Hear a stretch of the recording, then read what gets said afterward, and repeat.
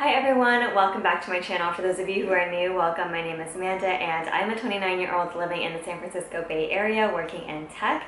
And today I'm sharing with you what I invest in and my investing strategy as I pursue financial independence or retiring early, also known as FIRE. I am in no way a financial expert or financial advisor, and I'm still learning about different financial terms and stuff like that, so pardon me if I get anything wrong or inaccurate, but I did want to share this for educational purposes or just to share my experience and what I'm primarily investing in, but I am in no way telling you to purchase anything that I'm investing in personally. With that said, let's go ahead and get into it. For my retirement account, I started out investing in a target date retirement fund. This essentially allows you to choose when you're going to retire or when you're going to turn 65, for example, and the fund managers will adjust the asset allocation according to where you are in that retirement timeline.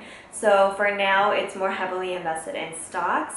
But as I get older or as I approach that retirement date that it specifies, it will change to be more heavily invested in bonds to be less risky. This is actually recommended by Ramit Sethi, who wrote the book I Will Teach You to Be Rich, which I later read after I started investing in this. So I was happy to know that I chose a decent fund to invest in. And this is great if you really want to be hands-off and low maintenance. You really don't have to worry about it later on, because it'll adjust over time and as you grow older or get closer to retirement. So I think this is a great fund to be invested in for myself personally, and I don't have to worry about it too much. So for example, I will turn 65 on the year 2056. So I chose the target date retirement fund of 2055 because that is the closest to 2056. It's in increments of 5 years, so you choose the target date retirement fund that is essentially closest to your retirement date.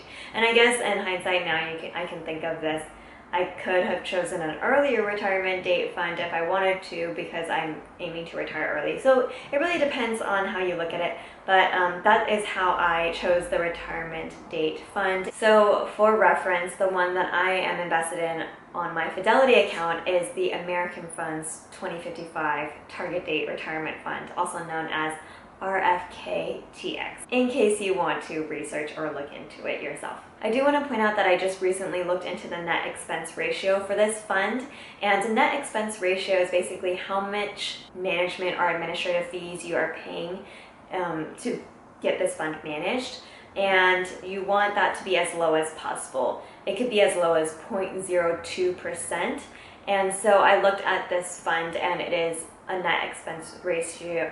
Oh my gosh, why is it so hard to say? It has a net expense ratio of 0.4%. It is a higher net expense ratio than other funds that I am invested in. So I did look into finding one that follows more of like a market index instead that has a lower net expense ratio. That being said, that leads me into the next type of investments that I invest in, which is what I invest in on my individual brokerage account. For my individual brokerage accounts, which is the investing that I do on my personal accounts on my own, I typically choose low fee funds like index funds, ETFs, or mutual funds that have low net expense ratios that typically follow or mimic the S&P 500. That's basically my strategy.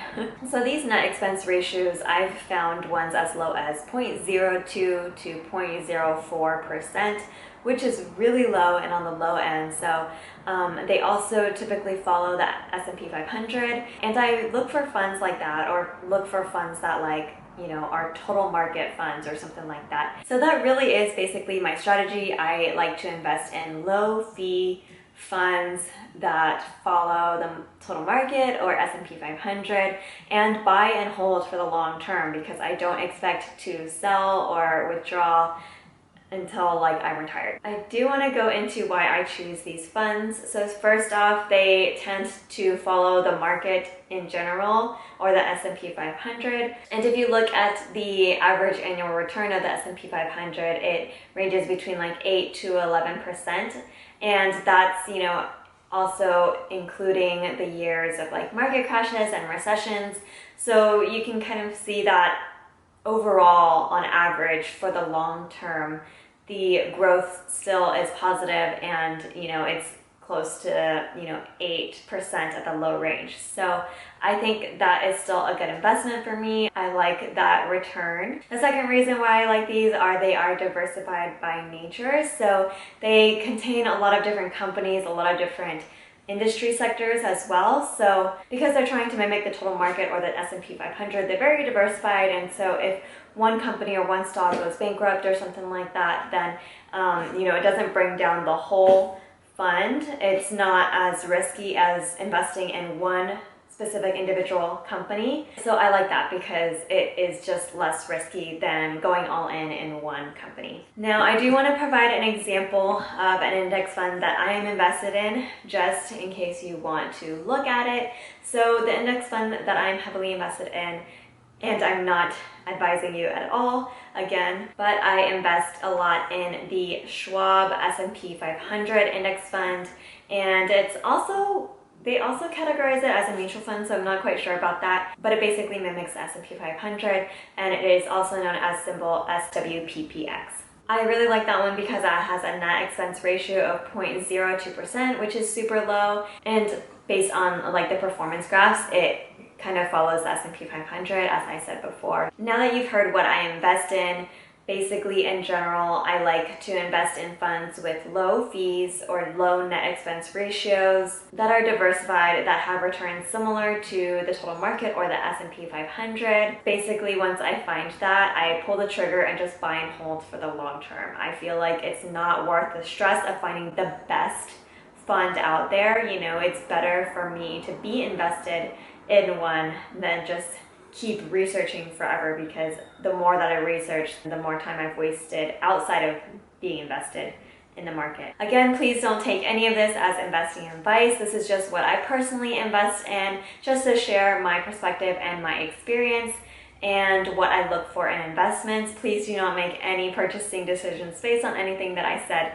in this video, and do your own research. I am not a financial advisor. This is just for educational purposes only. I really hope you found this video helpful. If you did, give it a like and subscribe for more videos like this. Let me know if you have any questions or video ideas in the comments down below, and I hope to see you in the next one. Don't forget to subscribe, and thank you so much for watching. Bye.